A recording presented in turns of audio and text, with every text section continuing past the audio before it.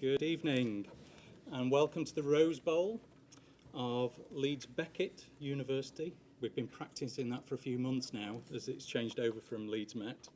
And a magnificent example of the facilities that exist across Leeds and West Yorkshire at the universities and colleges that I'm very, very happy to represent in terms of partnership. We are the Heart Partnership. I've been advised that we are not expecting fire drills this evening, so if the alarm does go off, you need to get out of here as quickly as you can without panicking. Follow Leeds Beckett members of staff and ambassadors. They'll guide you out to safety outside. For those of you who haven't found the toilets yet, the gentlemen's are just outside here through the door on the right-hand side. The ladies are across the bridge and on the right-hand side. Thank you for travelling from near and far for this, the 2014 National Care Leavers Week National Lecture. Heart, as I mentioned, is a partnership of 12 West Yorkshire universities and colleges offering higher education who work collaboratively on a number of activities, not least developing support and activities for care experienced young people. We are naturally delighted to host the National Lecture for the first time taking place outside London and Cambridge, so the first time up north.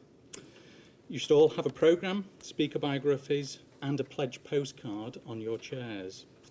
We'll remind you about the pledge postcard after the Q&A panel at the end, but just so that you can bear this in mind as we go through the evening with the speakers, what we would like you to do with that pledge postcard is put your name and address on the right-hand side, as you would with a normal postcard, and on the left-hand side, put in your personal pledge as to how you might actually improve and support the transition of care leavers through the education system. We'll then send it out as a reminder to you, probably in the new year, and in the meantime, we'll have a look at the pledges and nick some of your good ideas, if you don't mind. Okay. I know there are many colleagues present who are members of the National Network for the Education of Care Leavers, a self-formed network of professionals working to support progression and transition in education, and therefore naturally keen, as you all are, to hear from Belinda Bluff, the National Lecture Provider, and from Lem Cisse, who has sponsored and provided the scholarship for Belinda to complete her PhD at the University of Huddersfield. Obviously, Lem is an internationally acclaimed poet, author, broadcaster and playwright with a fantastic catalogue of work, amongst which my personal favourite, I have to say, is his adaptation of Benjamin Zephaniah's novel Refugee Boy. And I'm going to be really cheeky before the end of the evening. I'm going to get Lem, hopefully, to sign my ticket from Refugee Boy. Bit of a groupie, sorry. Small fee, but... Okay, I've got the money with me, Lem. There will be opportunities, obviously, to ask questions of Belinda and Lem at the end, and that session will be chaired by our chair of the Heart Partnership, Professor Margaret House, who is Vice-Chancellor of Leeds Trinity University. And we will be joined on the panel with Salim Tariq, who is Chief Officer of Children's Social Work at Leeds City Council, and who is going to start proceedings this evening with a short introduction on the Child-Friendly Leeds initiative. So, Sal, thank you very much. Cheers. Thanks, Ian. You'll have to forgive me whilst I play with the IT. We've got here today, and I'm not going to point them out, but we've got members here today of the Have a Voice Council who are children in care or children who have experienced care, and they how can I get out of here? They've just been taking the piss out of me because on the back of this you'll see me in a ridiculous suit, according to them. So they've just been weighing up who's going to wear it to which fancy dress party, because I've said I'm never wearing it again. Can I say welcome to Leeds? I did my social work qualification here at Leeds Metropolitan University, so it's great for me to be here, and a real privilege for me to be able to be speaking to you this evening. I'm starting with this, which is a picture of me and my mum when I was little, so it's And I've used that because a Japanese friend of mine once said that if you do presentations, either show pictures of your children or show pictures of yourself as a child, and the audience will like you. So you are now duty bound to line up. So I manage the Children's Social Work Service here in Leeds. Whole host of social work teams, children's homes, fostering services, and adoption services. And I'm going to talk to you a little bit about Leeds as a child-friendly city. We've got lofty ambitions in Leeds. We've set out our strategy as a city council with our partners and businesses in Leeds to become the best city in the country by 2030. And as part of that, our director Nigel Richardson always says, if you want to be the best city in the country, first you have to be the best city for children. And so we've really galvanised our strategy around trying to become a child-friendly city. It's not. It's easy to kind of think that these things are fluffy mission statements that senior managers come up with and never really mean anything. But actually, in child-friendly city, I think we've got something really special going on in Leeds, because I've seen how things have really improved just on the back of having something that we can all get behind as a whole partnership in the city. But it's also based on UNICEF and UNICEF's version of what a child-friendly city represents. So as we go along this journey to become a child-friendly city, we will be measuring ourselves against things that UNICEF have said make up child-friendly cities. It's always a kind of work in progress. So I do get a lot of people saying, and we hear a lot of people saying, well, such and such a thing isn't very child-friendly, is it? And that's absolutely appropriate, because part of setting out a mission to become child-friendly is about being able to be challenged about how we operate on a day-to-day basis. So it's about a journey that we're on. We're not a child-friendly city right now, but that's our ambition. It's our ambition to become child-friendly, and therefore, as we go along that journey, then we will face challenges.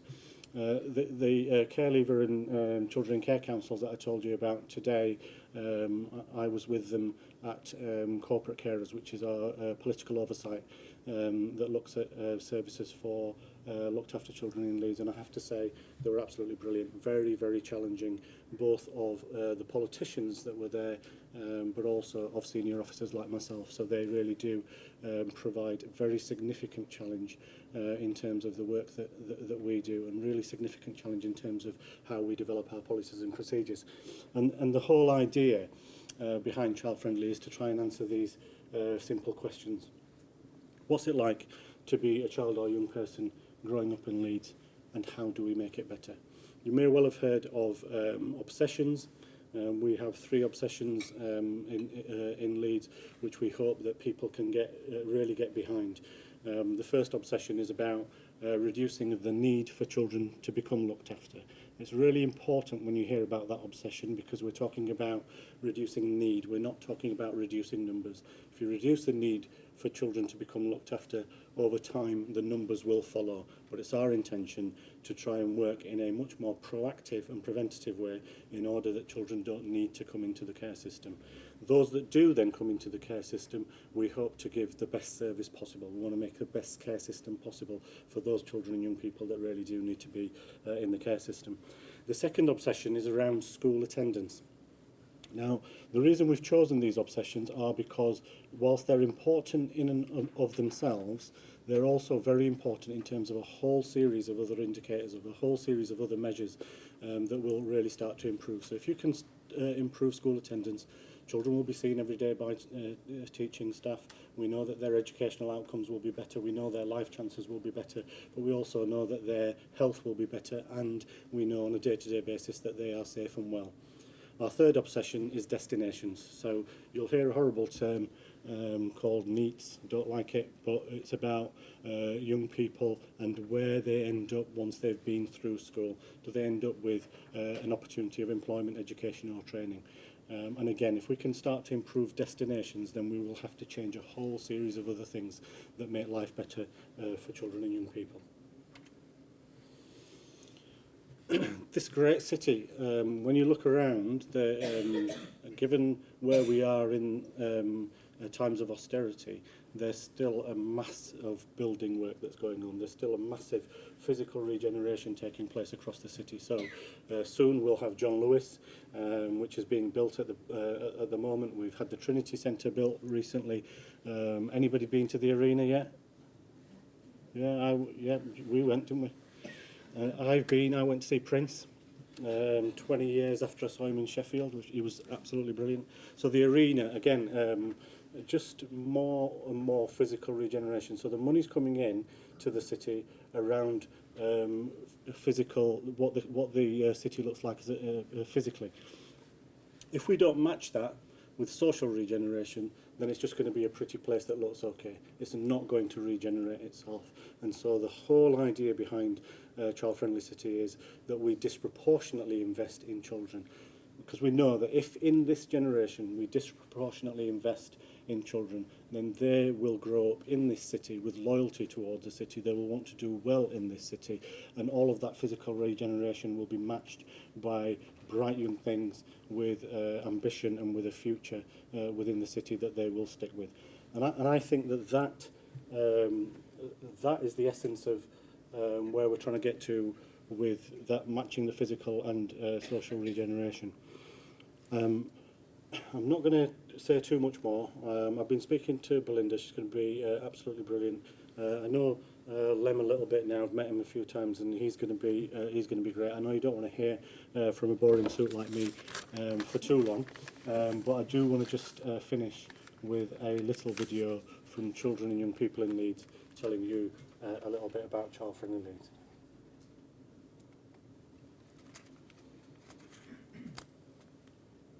This is where it all works. I wake up every morning wishing for a sunny day, and I open my curtains hoping there's someone out to play.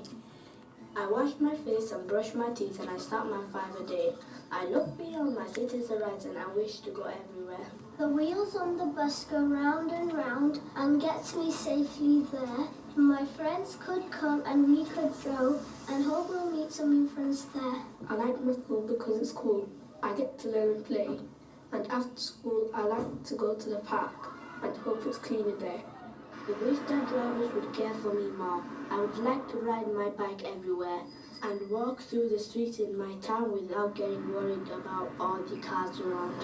I dream there is a giant trampoline and a hammock in the sky, so I could rock my dreams into life and make a Leeds that keeps a child in mind. I want to be a ballerina and dance at the arena, become a footballer, bring us to the top of the league, play rugby, make music, be all I can be.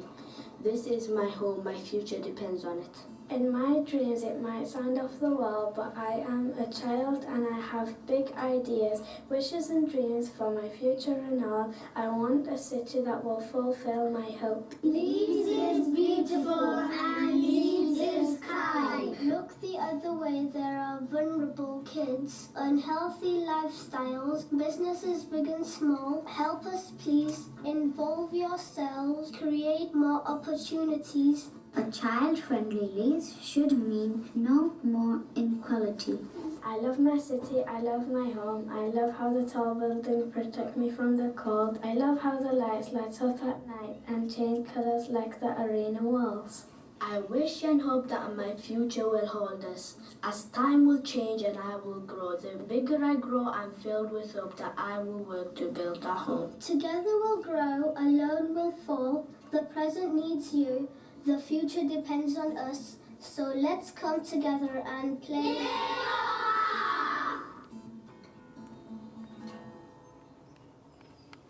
I love the arena as a giant birthday cake. It's a fabulous image. Okay, that's it from me, so thank you very much. I'm going to get Belinda up here to do her bit. Thank you.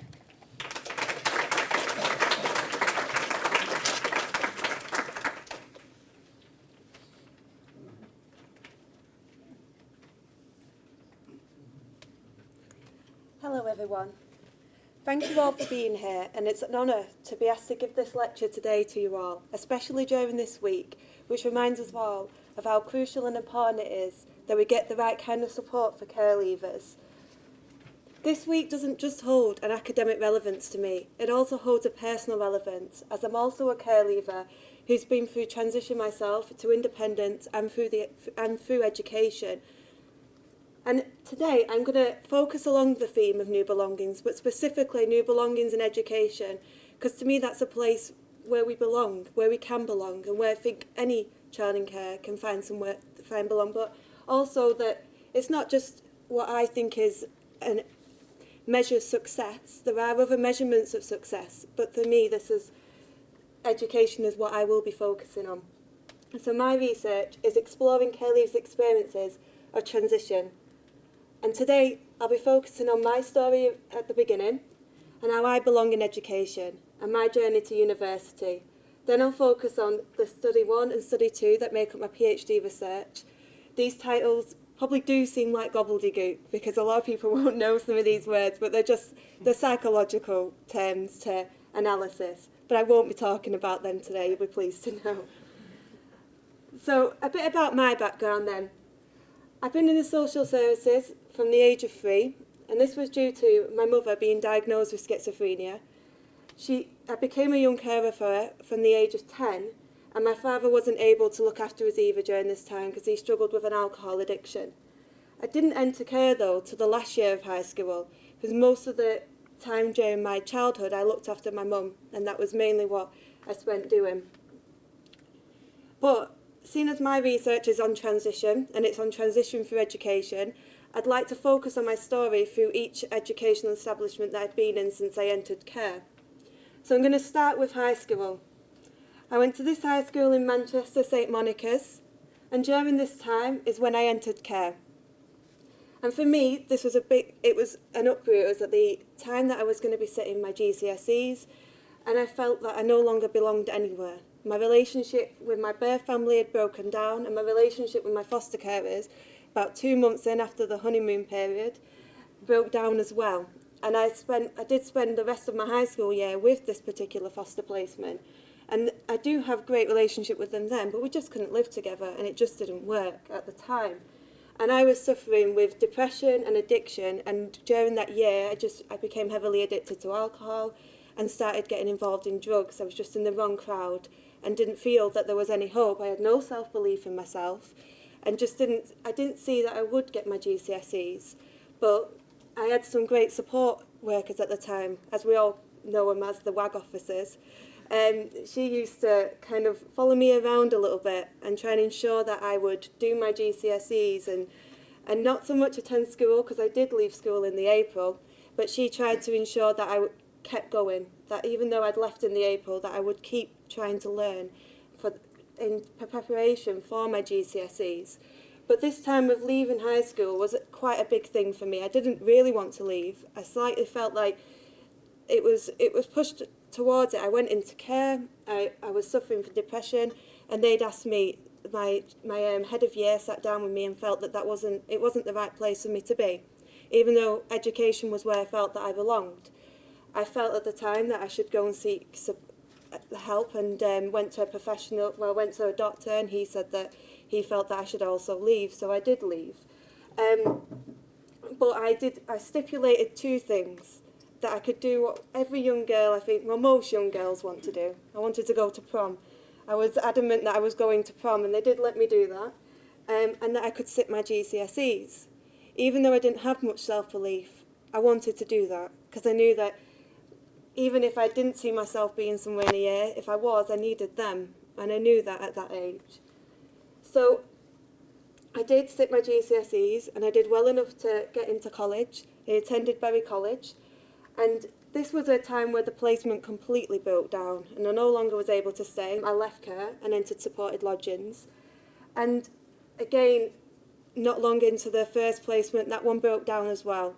I think it was mainly, I would say a lot was down to my behaviour and the way things just didn't work. And the addiction was taking over. I just felt like I couldn't do anything but think about those things in my life, and that's what became the focus for me. And then I started to fail my A-levels, and that's when I think I got the wake-up call. I started getting U's. I wasn't just getting D's and E's, I was failing papers outright. And it was the January time of my A-level year. People didn't have any belief in me by this point. They thought, well, they've written me off. They thought I'd end up in prison, that I'd end up with an addiction, and it wasn't the way that I wanted my life to really be. And I started to realise that. I was surrounded by people that had been in care, that were taking drugs, and that were doing things with their lives that I didn't want to do. That's not where I wanted to be. And I think that was my biggest wake-up call. I can't really pinpoint exactly what helped me turn around, but a lot of it was to do with the people around me, the support that I had outside of that friend and family environment, and the support that I got from the professionals that were around me, my leaving care worker, my social worker, the school, the support officers, just people that just kept believing in me and didn't give up on me at all, which led to me entering higher education. I got 3 Bs at A-level, even though no one believed that I could. I ended up turning around all my papers, resitting, fought to get the money to be able to resit my papers because they thought, well, you failed once, you're going to fail again. They didn't think that I'd do that I'd be able to do it. And I fought for it. I said, look, if I don't pass them, I'll pay for them. And that was kind of my way of trying to, because I didn't have the money at the time, and it gave me a good incentive as well, because they were £15 each and I had to resit 5. Back then that was quite a bit of money. So it did kind of push me and drive me to keep going with that. And when I got them, I was over the moon. I was happy to be able to go to this university. But the first thing that I did face when I was applying for higher education was the application process. It's a little bit mind-boggling. It's not very easy. Not everybody knows exactly which box we're supposed to tick. Some care leavers try to do it on their own, not knowing that you need to say you're estranged from your parents. And that's quite a big thing a statement to put as well, that we have to put to be able to get the right kind of support, which it's saying a lot, and not a lot of people want to do that. And so they tend to go through it, and as I've known from some of the young people I spoke to, they've done it on their own and then not got the financial support that they're entitled to, unfortunately. Another thing was the personal statement. That was a huge challenge. I didn't think that there was anything good about myself, especially at that age when all I did was drink. I didn't see myself as somebody who people could kind of invest in or see going to university and achieving. And I did have support with that. I rewrote it 4 times, and I kept sending it into I think it was my principal at college, or something along those lines. And I kept sending it to him anyway, and he helped me. He helped me just turn it around and make it readable to an extent, and show that I did have some good qualities, even though I didn't feel at the time that I did. And so I got a lot of encouragement and motivation. And one of the big things that happened for me that really helped is I got a personalised support package that I think every care leaver should get when they're going to go to university. Somebody actually sat down with me, even though I was the first from my own local authority to go to university. They sat down with me and said, look, this is what we're going to do. We are winging it a little bit here. We've never done this before, but we're going to give you this support. We're going to give you this financial support, this pastoral support. You can come to us if you want to go back to your supported lodgings placement. You can do that too. We'll keep it open for you. And they did everything they could to ensure that I had the best start for university. I can't say enough about my local authority. Yes, we've had our challenges and I've stormed out of cars, but at the same time, they were there for me. They looked out for me, and they made sure that I got to where I am. Obviously, a lot of that has to come from me as well, and it did. A lot of that had to be me realising that I could do this, and that is something that definitely did happen at some point. And I got involved in supporting the education of children in care, which has really led me to what I do now. Because as soon as I started working with children in care and care leavers, I realised that that's what I wanted to do. I wanted to aspire other care leavers to go to higher education, wanted to be an advocate for them. I wanted to show that they could do this, that they were a great group of people with a lot of potential that a lot of us overlook. And that's what I wanted to do. And then, luckily enough, I got the LEMSA scholarship for one student wanted to study a PhD at the University of Huddersfield, as Lem has kindly lent his name to. And again, something that a lot of people actually do ask me is, how did you get this? A lot of people don't know about it, and it's a very new thing, and it's now, we have the second Leeds scholarship holder now as well, that's just started this year. And I was just, I think at that time, it was about the February time, and Lem had been in to do a public lecture, and I remember meeting him, and it was like rumours, and that's all I knew about it was rumours. And I remember speaking to him and speaking to the Vice-Chancellor and a few other people, and they were like, they thought I could do it, but there was a few other people as well that could do it too, and they just told me I needed to get a first, and that's all I knew. I needed to get a first to be able to compete for this, and that's what I did. I made sure that I got a first so that I could compete for this, and then I got the Leeds scholarship. So I'd like to just end a bit about myself with some of the people that have helped me. I know you won't know who most of these people are. You might recognise one or two of them. But these are some of the agencies, Very Young Carers and Action for Children, that were there for me. And my foster parents, my leaving care worker, the college, and just great support from university as well. People that were just, at that moment when I really needed it, turned around and said, you can do it. And they were there at that point when I needed them to be. And I think that's what, if I could give any message for you to take away, is just to be there when somebody needs it, and not to shy away from when somebody's feeling low and their self-belief isn't there. You know, 'cause sometimes I know it might be difficult if somebody's always down on themselves, but it does go through, it does get in. It got through to me eventually. It didn't, at the time, I didn't show any sign that it was going in, but it did. And I think that that's something that to take from it, really. So, in a much more academic setting that I'm now going to go into, my aim is to improve the experience of education for children in care and care leavers. And this is through my PhD research. This is the first step that I think I am taking to do this. This is on care leavers' transition to higher education. So as we know, the statistics are relatively bleak for children in care, with only 15% achieving 5A star to C grade at GCSE, compared to 59% of general population. And then it mirrors how they go on to access higher education as well, with only 7% going on. But again, the statistic is surrounded with a lot of mystery. We're not sure where it really comes from. It's based upon people that have been in care for 12 months and that year that went into care.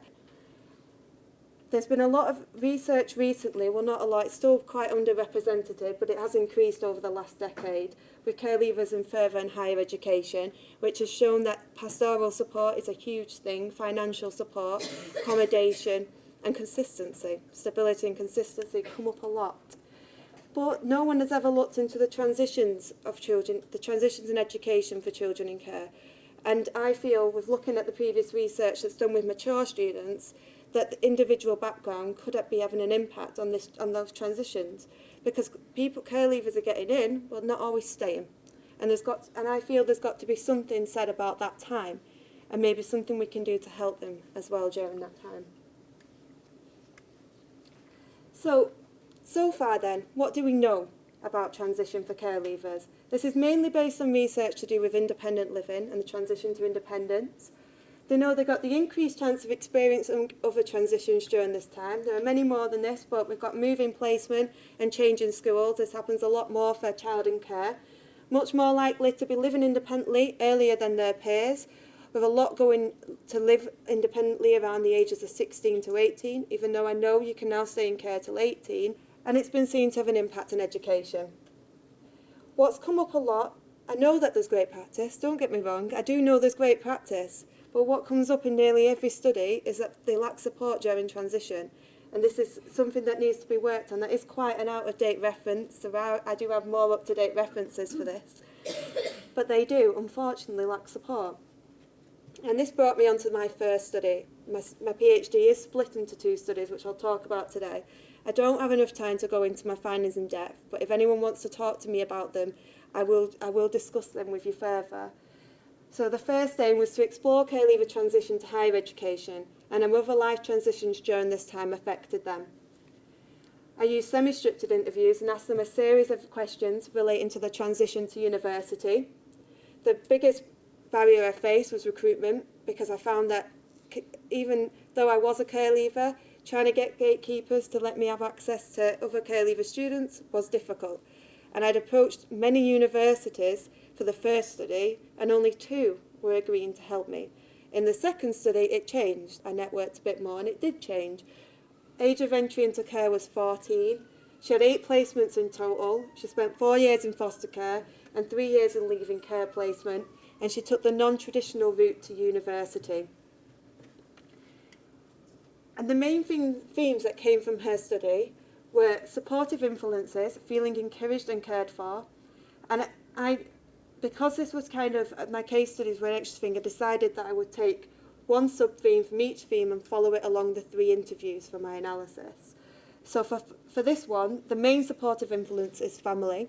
The second one is on supportive failing and failed relationships. And I'm not trying to shame leaving care teams there, but this was the main one for her. For other people, this wasn't the case. This was the main supportive and encouraging influence. But for Bethany, this wasn't, and she felt quite let down and failed by them. And theme 3 is unsettlement, change and disarray. That's the one I'm going to talk about a little bit more in depth today. And the main thing that unsettled her was moving. Actually, this quote sums this up for her. My whole life changed that Monday morning because I moved house and started university, the 2 biggest things you can do in your life. For Bethany, she moved into a council flat in the first couple of weeks of starting university, and this had a huge impact on her.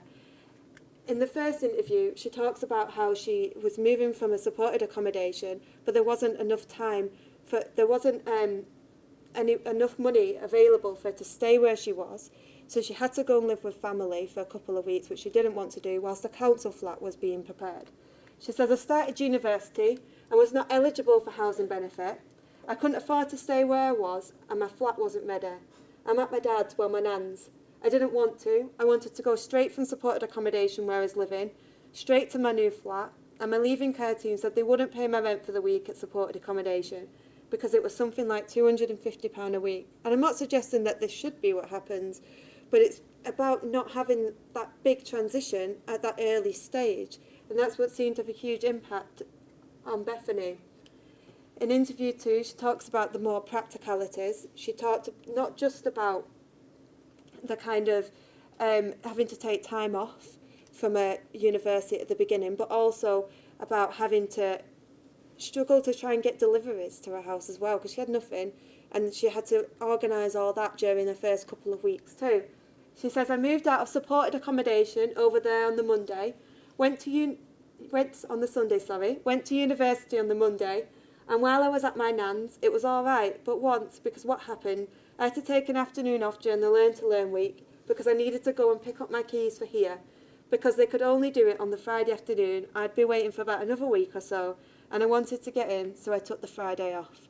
So we see that instantly that causes disruption to the start of her higher education journey.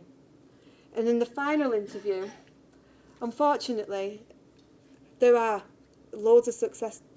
I'm not saying that it's not that she wasn't unsuccessful, but she did drop out of university. Every other young person did continue on, but she does attribute this time of moving to that. She says, this was the first time I was living on my own. So I sat in a lecture theatre thinking, have I turned my cooker off? Have I locked the door? Are the windows closed? Is somebody going to burgle me? What do I do if there's a fire? What do I do if there's an electric? You know, all these mad things going round in my head. I actually wrote a list of everything I worried about in my flat, about 2 pages, and that started panicking me because I was so far away from home. So we get an insight into how she actually feels going to higher education and moving into her own accommodation too. When I asked her what did she think had an impact on her leaving university, she said, I think if I hadn't moved house, because when you start worrying about house stuff and you're at uni, it's different. I think I don't really cope well to change. And she did say that it was just too much at once. This wasn't the only thing that led to that. She, unfortunately, was the young person I was talking about before with student finances. She applied, but she didn't get support during that time. And she didn't have any student support financially for, I think it was for the 3 months. She ended up leaving at Christmas because she had no money, as well as these things too.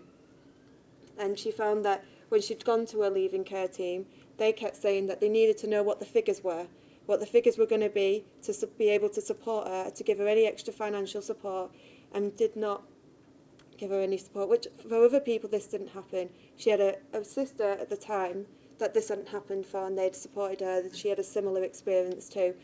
And unfortunately, in Bethany's case, she felt it, in a lot of ways, she felt it was because of her age, because she was 21, and they're expected to sometimes leave the leaving care system at 21.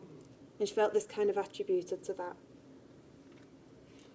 So what conclusions have I drawn upon so far? Well, the implications for professionals. I believe that one of the biggest things that I think should be happening is peer mentoring. That just another care leaver that's at university, I know that not every child in care wants to speak to somebody that's been to university, but somebody who's been in their position, somebody who knows what it's like to be in care and to go for education, I think that could really help. And I've seen it work. I've done it myself. I've seen it work. I just wish that it was national. I wish it was something that happened everywhere, even within local authorities, just saying, would you be able to talk to this person? Would you be able to help them with their options? You know, just show them the ropes a little bit. Empowerment in decision making, helping them to know that, well, helping them make decisions, but so they know that this is their decision, that they're making this decision.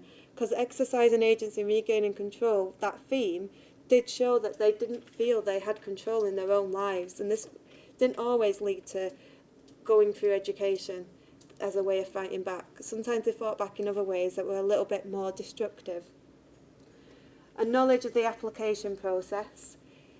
Again, we find that a lot of times there is, in a lot of local authorities, a designated worker that works with those that are going on to university, but not in every local authority. And the young people were finding that they didn't really know what to do, you know, how they were meant to apply for this, what boxes they were meant to tick, what they were meant to do, and this had an impact on them during that time.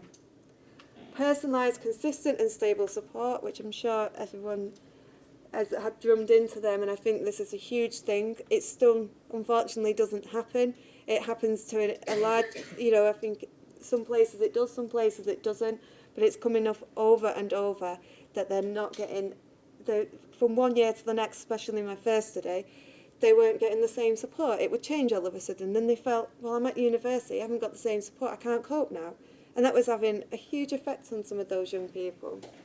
And clear support guidelines for university. I think just knowing what's available to them has a huge impact on whether they do end up going.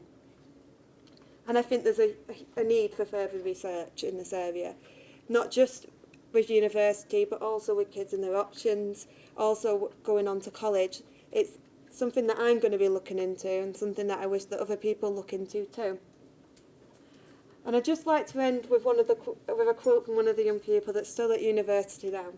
And she says, "It was the best decision I ever made. You can spread your wings, you can choose what course you do, you can choose what path you go down in life." And it was incredibly helpful for her, and something that she is so happy now that she's done, a huge achievement that she feels that she has in her life. Thank you very much for listening.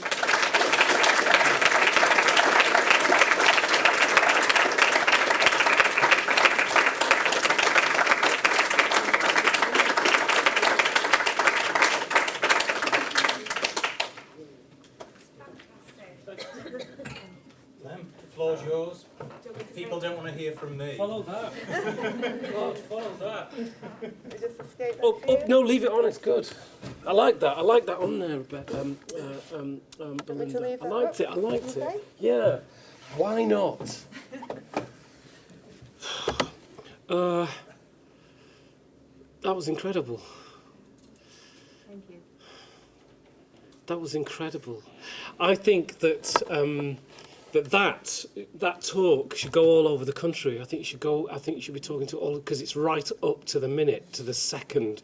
And I can tell that there were workers in this audience who were nodding in recognition of the scenarios that you gave examples of, that are working with those young people right now. In other words, there are billions of talks that they've been to, that they go to, where they hear not as up-to-the-minute feedback on their own situations as you've just given. You know, that's not to denigrate the information that they do get. That is to say, not as specific to that. So, I mean, or maybe I should just talk about myself and not just say that that's about you. You know, maybe I shouldn't be saying that, oh, all your other talks are terrible, but that one was good. You know what I mean? I just realised I've just walked myself into a wall. I've walked into a wall. Because I like to take pot shots at social workers, do you know what I mean, and the social services and children in general. Because it's a big, massive target, you know what I mean, Belinda? And I think to myself, well, I don't have to do that much, do I? Just close my eyes and take a shot, and boom, I hit one, you know what I mean? And then get a round of applause, you know, because because people have an innate suspicion of social workers and the people who work with young people in particular, and it's because they're, from my experience anyway, and I only talk about, I'm not from an organisation, I don't have an agenda as such, but it's because they're their kids, see. It's because the social worker is doing the job that may affect them. It's because they can't admit that there's a need, a total need for social workers. A total need, because the entire society is in denial. And you know who proves them wrong? The little shits. Kids. No, not the social worker, the kids. The actual child who's away from family is proof that family suffers from dysfunction, and anybody who's part of a family knows that dysfunction is part of its function, and yet it doesn't admit to it outside of its walls. But a child who's without a family in care proves the fact. And that, to me, is why nobody wants a children's home near them.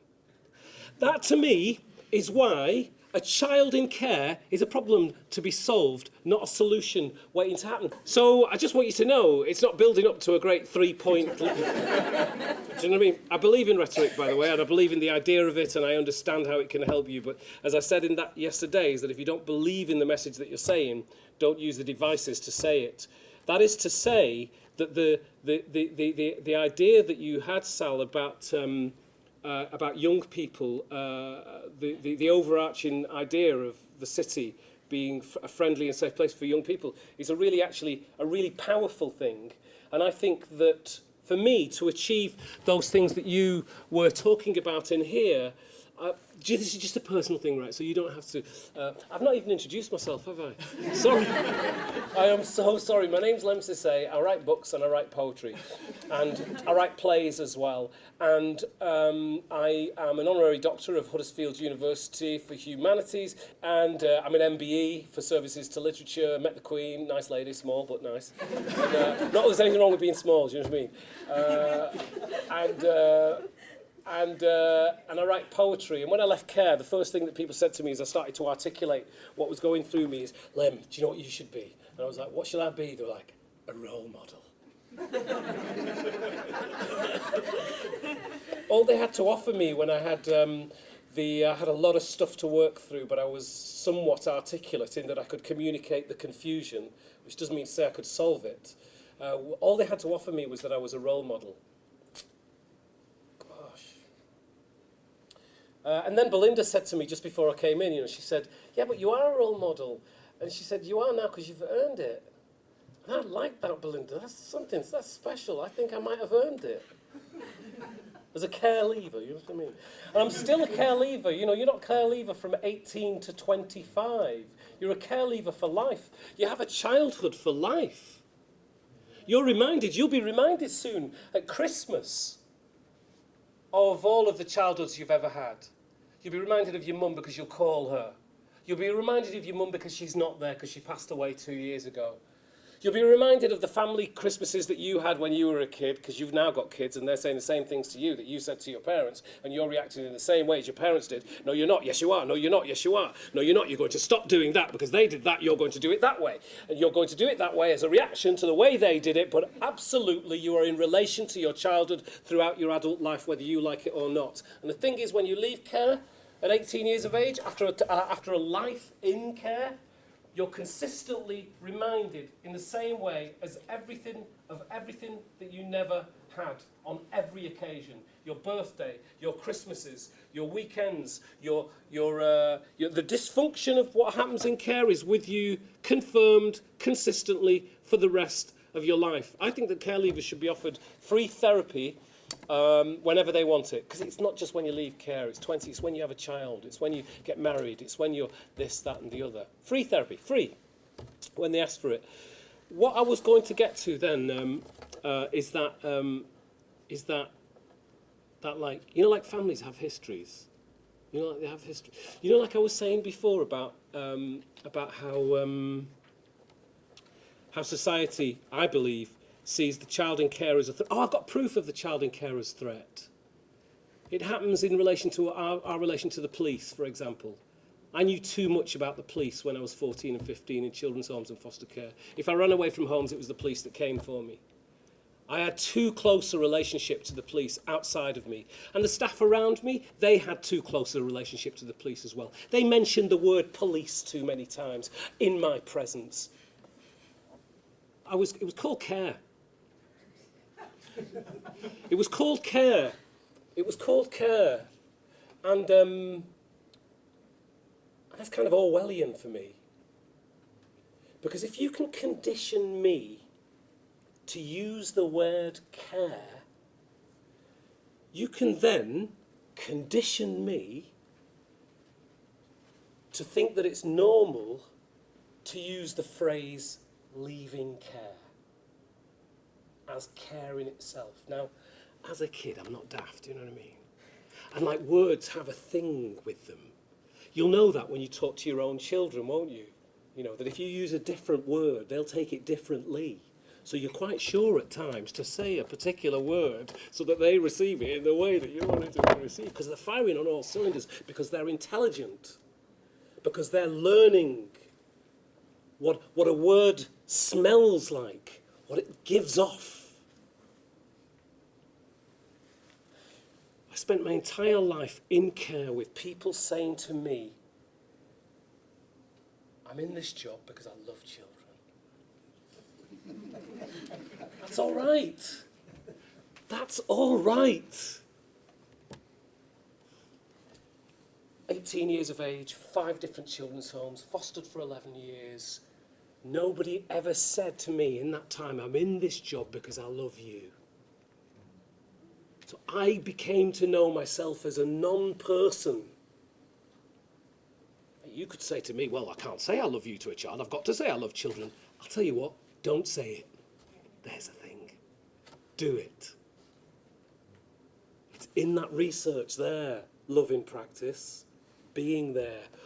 All the examples, and by the way, I do speak from the privileged position of somebody who's not working with young people in terms of social work. But give me that privilege as somebody who has been in care and somebody who knows not that he is an expert, but knows that thousands of experts have not got it right. So let me just, be wrong. But that idea of leaving... what I was going to say is that a lot of the examples for good practice with kids in care, and I saw them here in the research, it's really simple. It's if the government, or if I'm going to say the government is the parent, then the child in care should be the best example as to how well that government is doing. Above all services, above all services, above all services. These children who then become, how is it that we become demonised? No, but how is that? How is that? I get people saying to me, well, you're not all good. No, we're not all good. And your child is not all good. Your child is all good. I think the examples are in our own family, you see. I think that if we applied some of the things that we apply in families to kids in care, we could really, really get somewhere. Sticking by them, choosing our words carefully. Because I was in the train, no, I've got better examples than that. I was on the train coming up and I thought, social work is not difficult because of the kids. It's got nothing to do with the young people. Social work is difficult because of itself. Because of itself. I think it's actually forgotten that the children are not it. The problems that you have in the offices and in the structures that you've built are not theirs. They're not it. They just came to you and said, help me. How did they then become the problem? Why shouldn't that girl say, screw you, education, after what she's been through in her flat? That makes common sense. But 20 kids in a building, 10 fire extinguishers. Discuss. Yeah, you know that as soon as a fire extinguisher goes, there's trouble. You're thinking about insurance. You're thinking about this, that, the other, story getting out, this, that, everything, but the fact that 10, 20 children, one children's home, 5 fire extinguishers, and signs everywhere that say, in case of emergency, break glass. I think a child, and why didn't this happen? That a child in care should be thanked every day for the fact they didn't smash the glass. But they're waiting for the glass to be smashed. My experience of the social services is of a group of people waiting for something to go wrong so that they could find a reason to be there. It all makes sense now. The kid's bad. This has happened. We've got to sort this out. We need a fire. Come on. We need a fire to put out. I speak from a privileged position, don't I? Because there are problems out there. I think that the social services should be so good that kids from middle-class families and parents want their children to go into care, and that it's a social worker's job to stop them from going in there. That's what I think. I'm sorry, I wasn't going to talk about all of this, but I now am doing. I think care should be a place where people want to put their kids in because it's that good. I think that when you come into care, you should get a free laptop. I think you should get, obviously, educate. I think you should have your own Facebook page. I think you should be able to put on pictures of yourself. I think you should be able to take pictures of yourself in the children's home, post them to whoever you want to, however you want to. Health and safety, I can see you all going. Not health and safety, but that's what people do in some families. I actually don't know because but that's where I am, just so you know. And I think that I just wanted to match something to with what you're saying is that if we don't think of kids in care as being the most important thing of our society, because the children of our society are the greatest resource, but if we don't think of kids in care in particular as the greatest example of our compassion, our love, our services, then there will always be, this situation will be circular and it'll happen. Because you're here, aren't you? We were together 25, 30 years ago for National Association of Young People in Care and Black and in Care, and we see policies right now at the moment reversed. It's a good thing. I had a lot.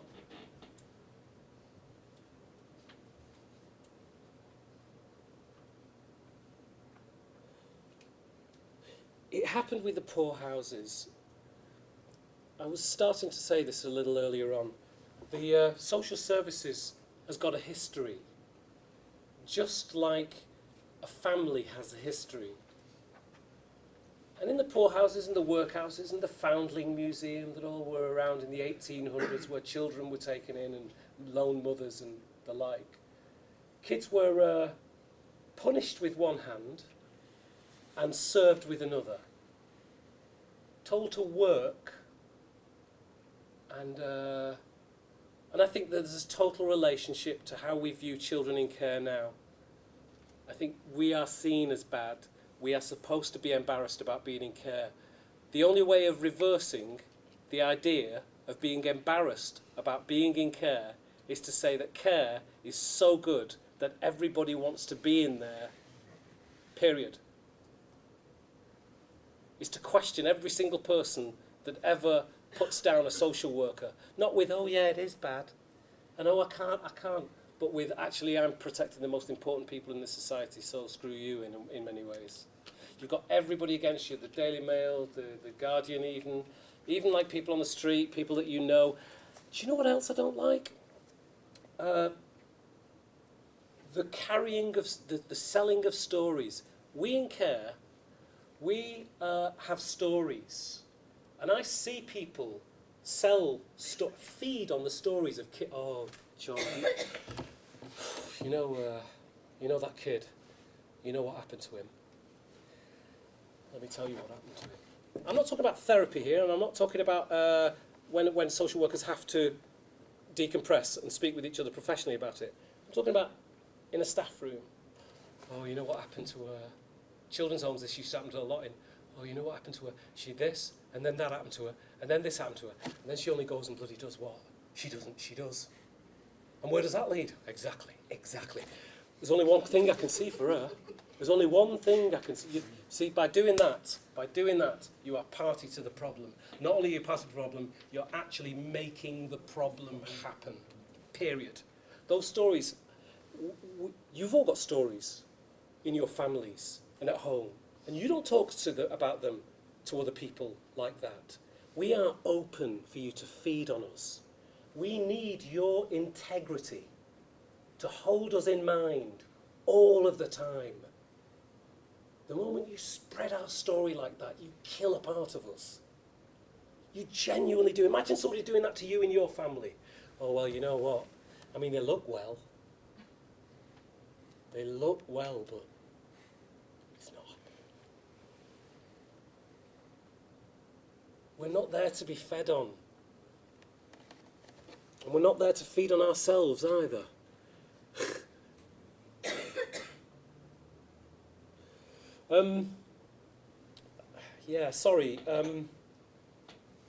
So for me, when I say that every child in care is a superhero, and I've said this before, and some of you may not have heard this, but Superman was a foster child.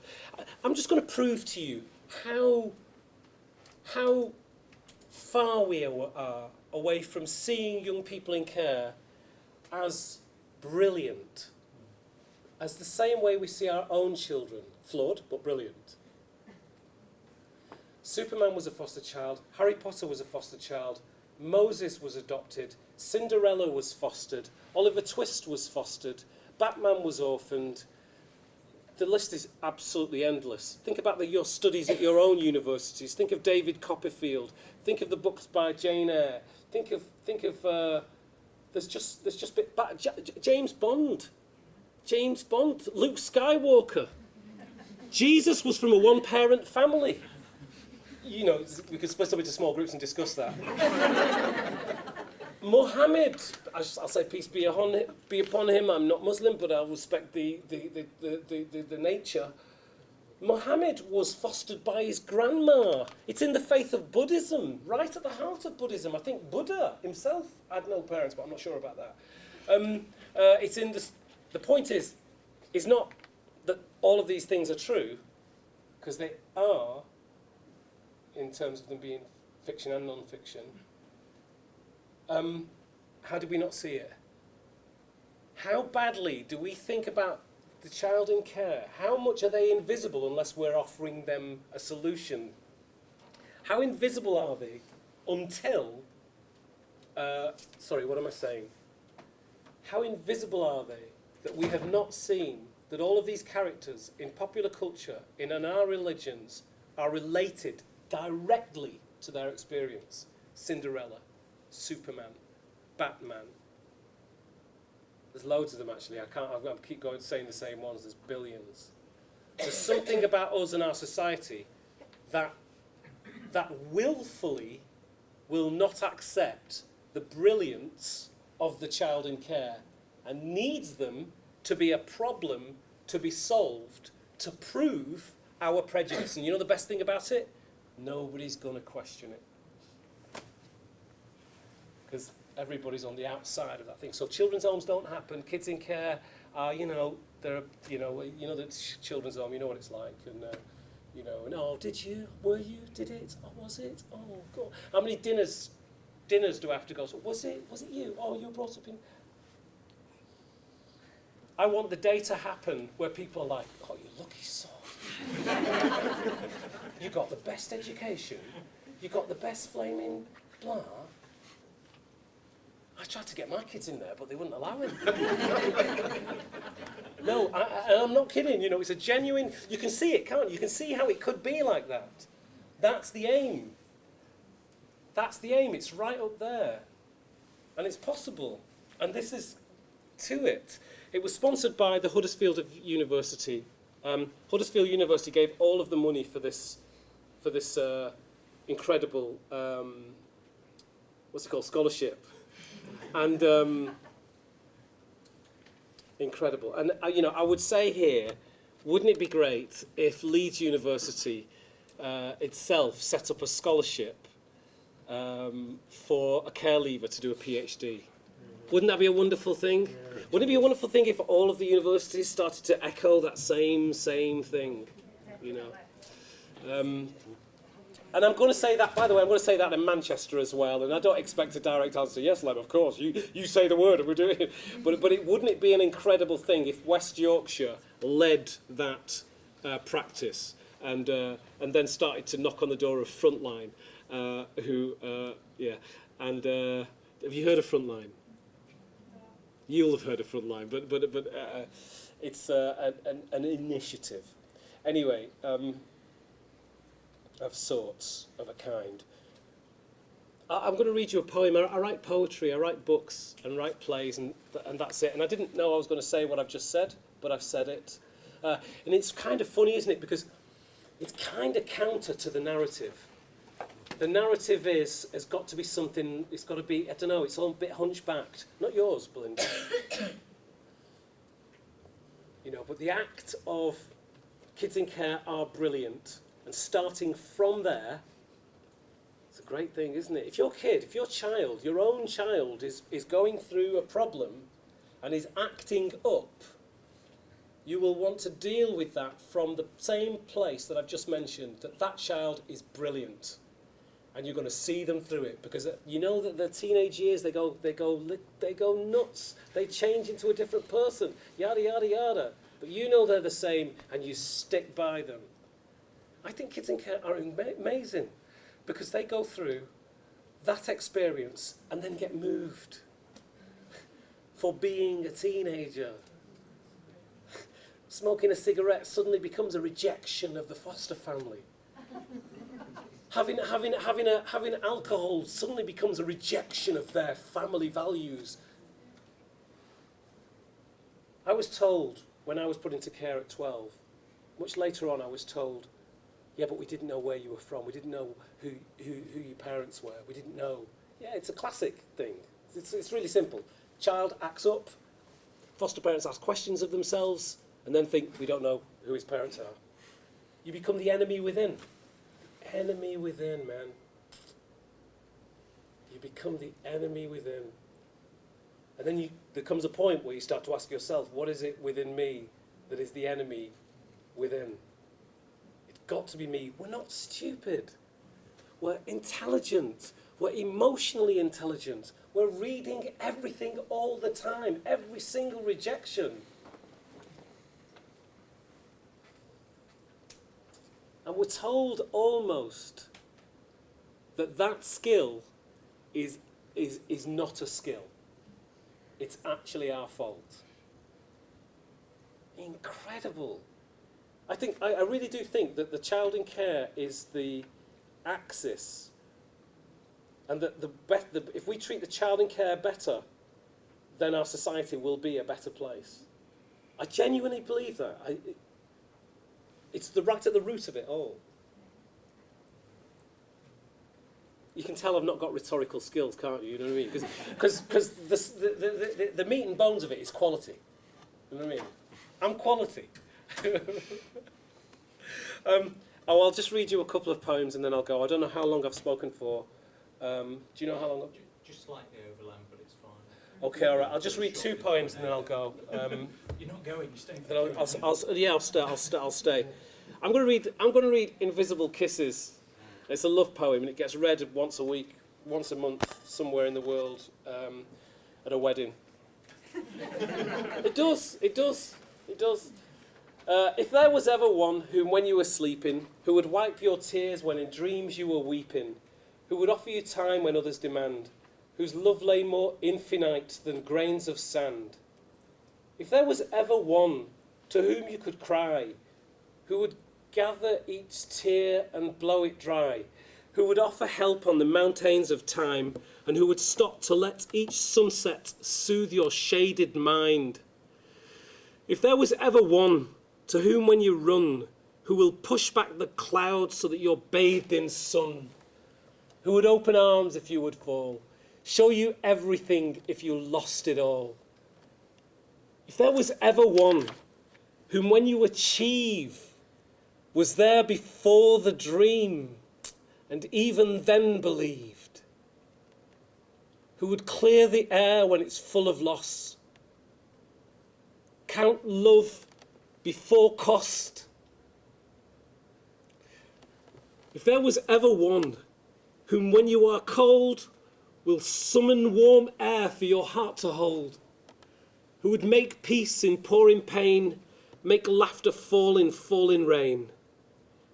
If there was ever one who can offer you this and more, who in keyless rooms can see open doors, and in open doors see open fields, and in open fields see harvests yield, then see only my face in the reflection of these tides, through the clear water, beyond the riverside. All I can send is love, and all that this is, a poem and a necklace of invisible kisses. And I've got to say, I've never read that poem and related it to some of the things that I've just spoken about, ever. And I did then. Thanks very much. You're so lovely.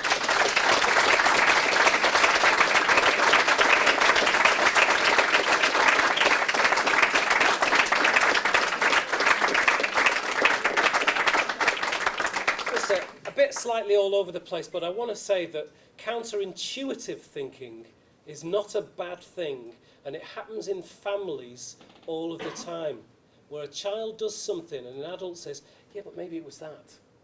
And the other one goes, oh, bloody hell, yeah. That doesn't happen to us in care. It's got to be nailed straight away. Counterintuitive thinking is something that happens through creativity, and this is why, as an artist, when I left care, I said, I don't want to be a role model, but I do want to be a poet. And I became what it is that I wanted to be, and I've been supported by social workers, by universities throughout my adult life. Yeah. Anyway, thanks, Belinda. It was just beautiful. I'm very proud that everybody here has heard the first ever talk by the first graduate for this particular scholarship, which is the first in the country. You did an incredible job. It made me very proud to see it.